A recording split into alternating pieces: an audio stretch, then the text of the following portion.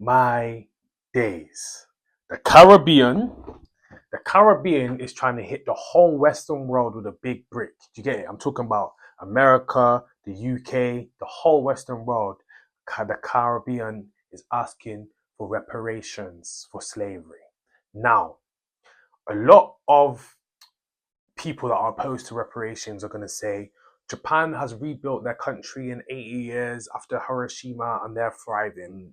The Jewish community, they've been traveling around the world for how many years and they're thriving. The Italians have gone through slavery and they're thriving.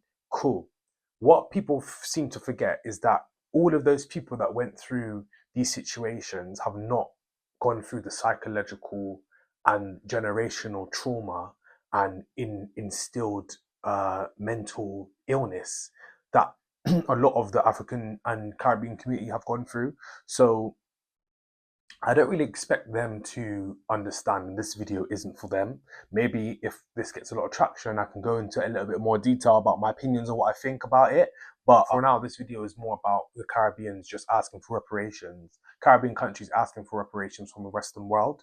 So I do have a bit of a controversial take on it. I don't think that any African Americans, or Caribbeans, Afro Caribbeans should be asking for reparations in a monetary value. One is because we as Black people over the whole world have been shown to be very irresponsible with our money as we've not been taught financial literacy. There are only a few cherry-picked rich people that are able to kind of use their finances responsibly, but we as a collective, as a community, Black people are really bad with finances. We spend money when we don't have it. We invest money in wrong places. We try to cater towards just us rather than the whole community. We cater to just ourselves rather than the whole community, which stifles our revenue streams. We're very self-hatred on each other. So there's a lot of things that have caused me to have this decision or this opinion on Caribbeans, African Americans and Africans not getting reparations in a monetary value. That being said, that doesn't mean that I don't think they should be given reparations at all. So I'm going to show you a video of Dr. Umar Johnson, where he talks about reparations. I honestly don't think Black people would be financially responsible enough to, use that money. I think we just gonna get that money right back. It's going to be cause and change before there's any reparations conversation, before there's any distribution of reparations. We have to first organize and elect the people we want to represent us. Because every penny you get from reparations is going to go to the Chinaman, to the Arab, to the Jew. It's going to Mercedes. It's going to Nike. And then Black people say, you don't know that that's true. Yes, I do know that that's true. You know why? Because as a psychologist, the best predictor of future behavior is current behavior. And so you mean to tell me we're going to radically change our spending habits with the reparations money? Exactly. So our spending habits are not indicative of being very productive, especially with enormous sums of money in the trillions for each individual person. A lot of people go out and buy a car.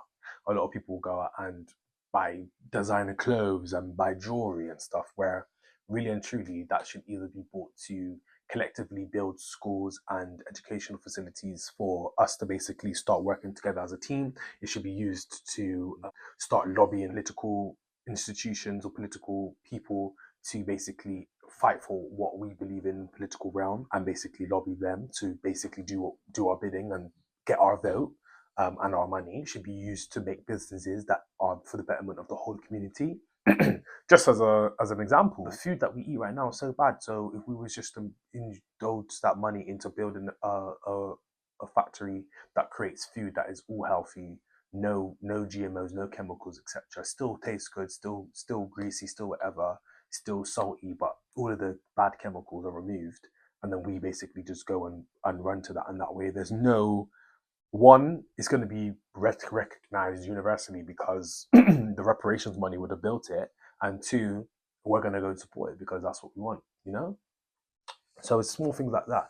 Dr. Umar Johnson in that video mentioned that the money is going to go to the China man, going to go to this man, go to that man, and he talked about America, but the same thing that's going on in America is the same thing that's going to be hindering Black people in every community around the world. So in Jamaica, for specifically, because I'm from Jamaica, China owns a lot of Jamaica.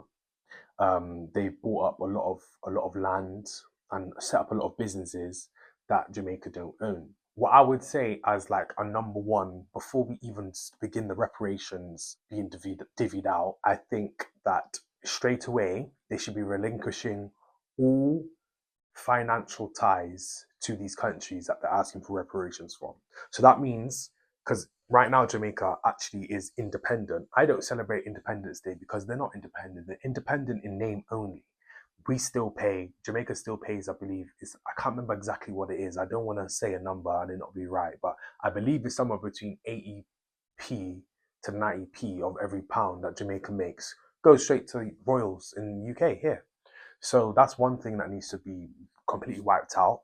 All the Caribbean countries' financial ties and financial line to these oppressive countries should be completely stopped. And then I believe that, for example, look at what the Caribbean countries create. They should be given the ownership of it and make sure that all that money is given back into the country to build up the road. So I feel like even just as a start, they should be given that the road should be made, should be paved. Because in Jamaica, there's so many potholes, and I'm sure it's like that in other Caribbean countries as well. So there's so much that needs to be done. Let's move on to another conversation. Not another conversation, it's still about the reparations. How reparations should be paid instead of monetary value. How should reparations be paid? And this is one example.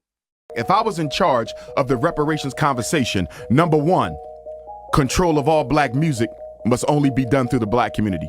No non-African can control our music. Prince, Michael Jackson, Whitney Houston, Biggie, Tupac. If the publishing, if the marketing, if the promotion, if the recording is not controlled by black people, that has to change. We own our own music. Can own, sell, produce, publish, promote black music by black people. Why is that so important? Because music is one of America's leading export industries. America makes more money off black music than almost anything else that she sells. So if we control the music, we have a steady stream of global revenue where we can build a black Wall Street in every single city in America for black people. That's how much money will be coming in from black music. So just to stop it there, number one, all music should be kept into the black community. So I know again he's speaking about America, but the same thing could be done in Jamaica. Bob Marley, that's the biggest artist in Jamaica, Vibes Cartel, etc. So these people, all the companies or every single stage of songs and music being produced should be owned by black people. So that way it circles around in the community. In the Jewish community, I believe money circulates, I think it's 5 times. So that means before it leaves the Jewish community, it's gone to another Jewish person 5 times. So $1 or £1, that £1. So say for example, you want to go fill up your car tires for £1. So cool. That means the Jewish person is going to a Jewish car place. The car place is buying it from a Jewish manufacturer. The manufacturer is getting Jewish people to build those things, etc. So these are just some of these key skills and key economic techniques that black people need to start adopting for us to actually finally get out of this rat hole that we're in. A lot of people say, oh, black people always begging for handouts, they ain't do shit, can't do nothing. And it is true, we've not done nothing, but it's because we've not been told or shown how to do it. And now like we have access to the internet, there's talks of reparations talk. So let's actually try and make sure that we have these things in place so that by God's grace that reparations do come by,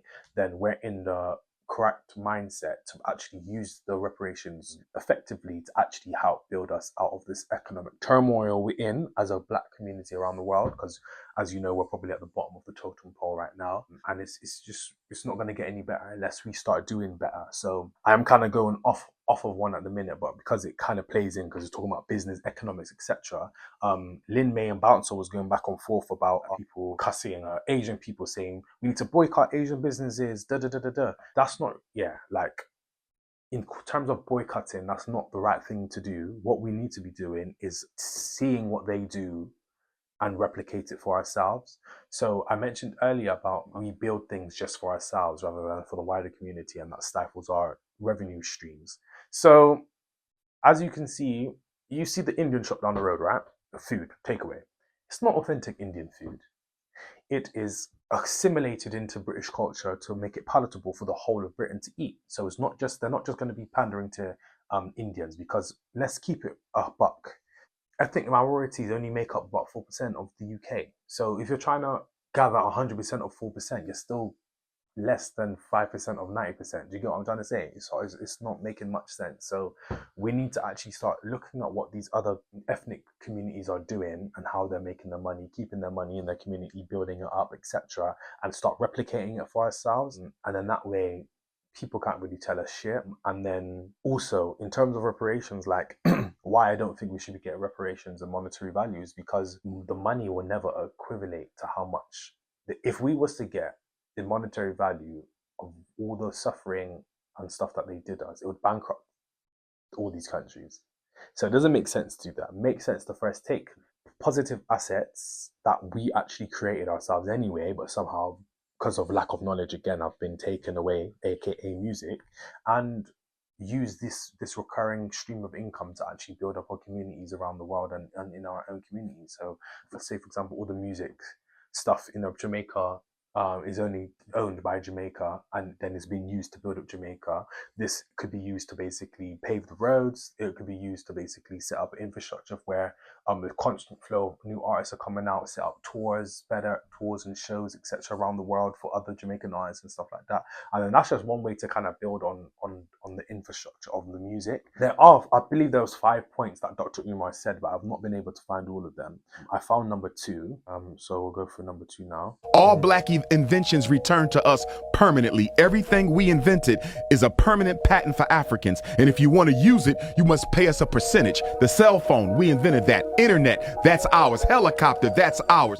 So you see like that? So this is the common theme of what I mean by stop the constant flow of money that we will just basically give right back to the same people that are giving it to us, making them more rich, and then we actually take assets back that are ours, that we've basically created, we've had a hand in making. Without us, it wouldn't be a thing. That's kind of what we need to do. I think I'm going to keep it at that. I'm just going to keep this video just strictly onto the reparations conversations because I think it's very important. I want everybody to basically stay focused on this and kind of take the message on and not just move on, because there's a 24-hour news cycle. Everyone just has a short attention span, one story onto the next. I kind of want this to kind of be at the forefront of people's minds and kind of have a more constructive thoughts about how this can be resolved, because it's quite a big conversation right now. Like, you've never seen every country in the Caribbean come together at once to actually demand what they're owed. And I think it's really important that we don't let the corrupt governments in these countries that I'm talking about, the Caribbean, take the money and not do nothing with it, because it would be a shame if the money gets given, kept in, majority gets kept, some gets distributed out, and then it's just spent on foolishness like food, clothes, and and materialistic stuff. So let's keep it a buck. Black people, we are really bad with spending. We have a bad mentality with money. It's time to change that. It's time to think about more productive ways to build us as a people before we get left behind. It's a new AI AI saga right now. Before it was the internet saga, now it's the AI saga. Bitcoin saga's gone, AI saga's here. So let's try and start thinking of constructive and creative ways for us to rise as a people. Again, this is Don't Get Hit with a Brick, and Caribbeans about to hit the Western world with a brick. So let's see if this brick gets landed. This brick lands. Right, peace.